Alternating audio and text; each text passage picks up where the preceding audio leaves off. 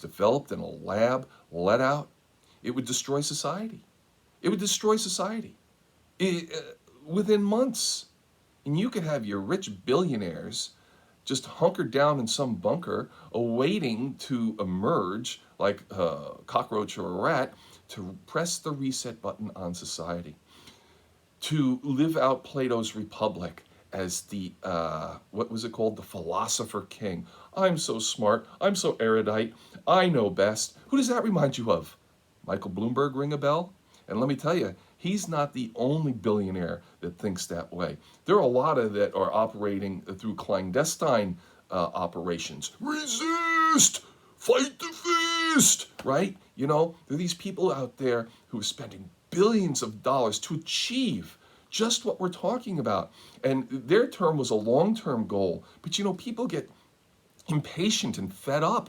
Okay? So what do? What do? They say, here's a shortcut. Here's a shortcut. We can achieve our goals in a few months or a few years instead of decades and centuries. Right? That's what's going on now.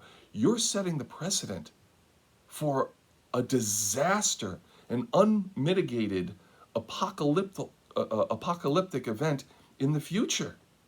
We talked about before, and I think I got my words fumbled up a little bit, that those who forget the past are doomed to repeat its failures, right?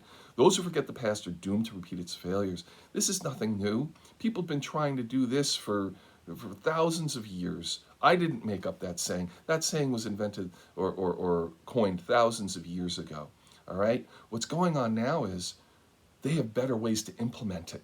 They have better ways to implement societal change, and it ain't pretty. You start taking away people's rights, okay? You start suppressing their right to speak freely. You suppress their right to protest. You suppress their right to worship. You suppress their right to assemble and gather. You suppress their right to bear arms. Let me tell you something. The right to bear arms was never to protect yourself from some foreign king invading this country. Your right to bear arms was to protect yourself from an out of control and tyrannical government, okay? Bottom line. And let me tell you, some of these states and some of these governors, the power's gone to their heads. They're insane. They're doing things that never, ever could have been thought about being done in times of what? Peace, right? Whatever happened to peace out instead of fist, you know? Whatever happened to peace and love and respect and dignity and courage? And I just don't understand how you can't have grace under pressure and people freaking out, and then you never let a good crisis go to waste, right? So what's being done here? I think people are taking their marching orders. They're saying, you know what? This is a good litmus test.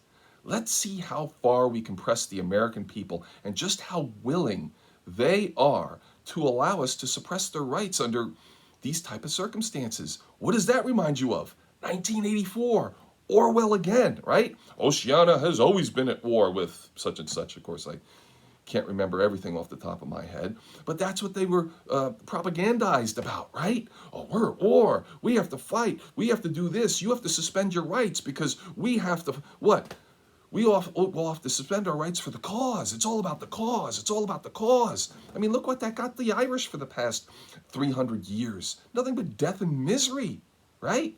And really, was it about the cause, or was it about petty fiefdoms fighting for their own political power and own thuggery?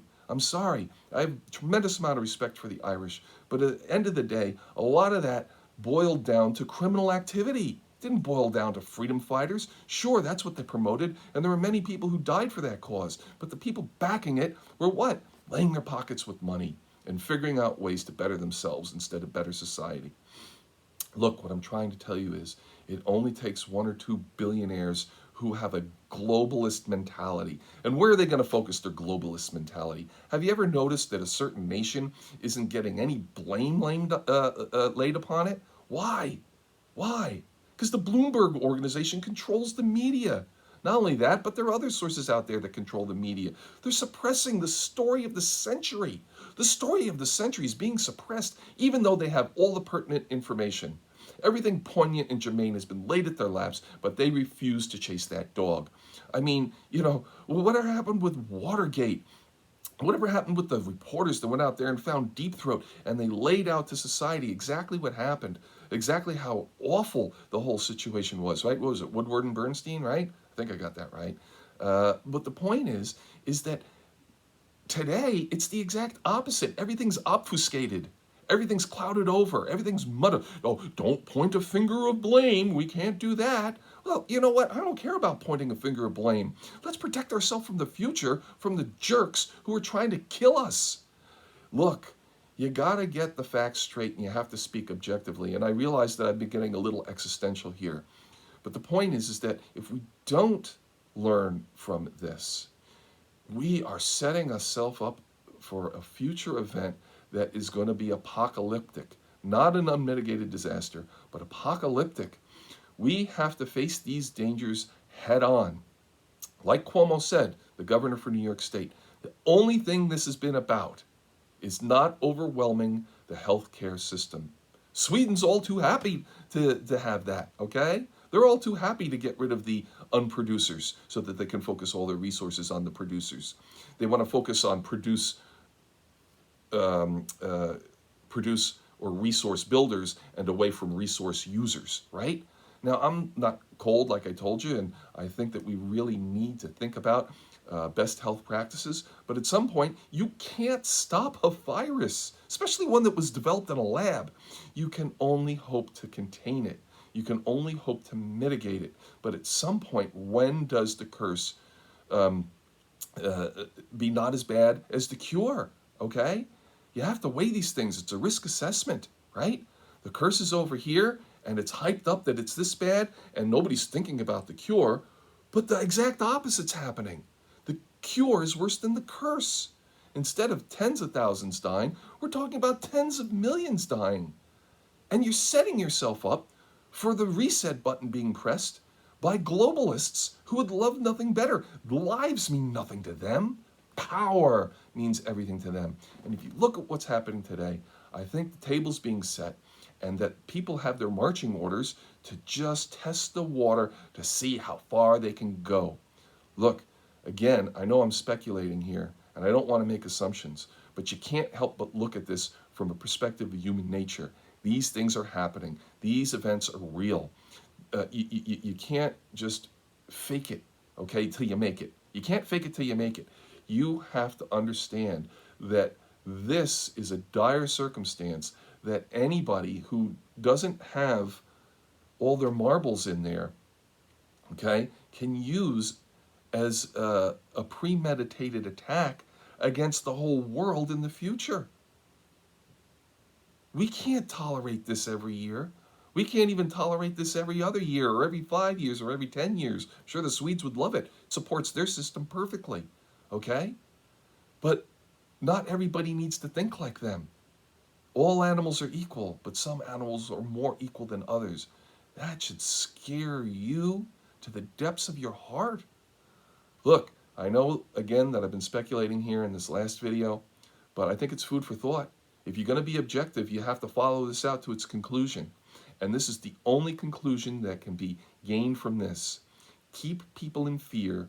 Government is the only solution. Stay in your homes. Don't question. Don't go out. Don't enjoy. Don't have a personal life. Okay? Because Oceania's at war. Oceania's at war. And you just have to hovel. And you have to have rations. And you have to be able to just comply. Because if you don't, you're going to have that rat cage put right on your face and have the rats eat you from the outside in. Remember that from 1984? You better comply because if you don't, that's what's heading for you. It's happened in China. It's happened in many countries. And let me tell you something. You want to give up your rights? It's going to happen here too. It's not going to be very hard to do because you people panicked to the point where you didn't even have any toilet paper on the shelves. How many times you have to wipe yourself? That makes no sense. It makes no sense.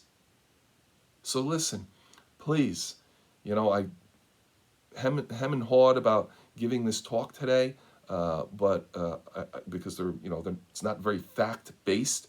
It's based loosely on what we know is going on, but it gives you something to think about. Don't set the stage for future globalists to press the reset button and take away your inalienable rights. Don't let them enter your homes and tell you how to live your lives. You can live your own life as long as you play ball, as long as you play fair, as long as you're reasonable and objective. Okay? Nobody can tell you that these rights can be taken away from you. Okay? Especially in what I would consider, comparatively speaking, a softball virus that headed our way. This is a softball. It's a loop. It's not one that's heading over the fence here for a grand slam, but you're setting up the opportunity for somebody to do that, okay? And let me tell you, that's what's headed our way. They've been trying this for decades. They've been trying it for centuries. And now you've given them a vehicle and a mechanism to achieve their purposes. And you know what? It's not really me who's going to suffer. I'm pretty old. You can tell by the gray hair. It's your kids and your grandkids who are going to suffer. They're the ones who are going to be slaves. They're the ones that will have to comply with a bayonet in their back, just like they did in the Iron Curtain, the old Soviet Union. Anyway, listen, the only thing we have to fear is fear itself. But be brave, be courageous, go out there, live your lives. Death is a part of life. Even the Swedes got that, okay? And you have to be sensible about these things. Have grace under pressure, all right? Take care. God bless. And I hope this is my last one. Talk to you later.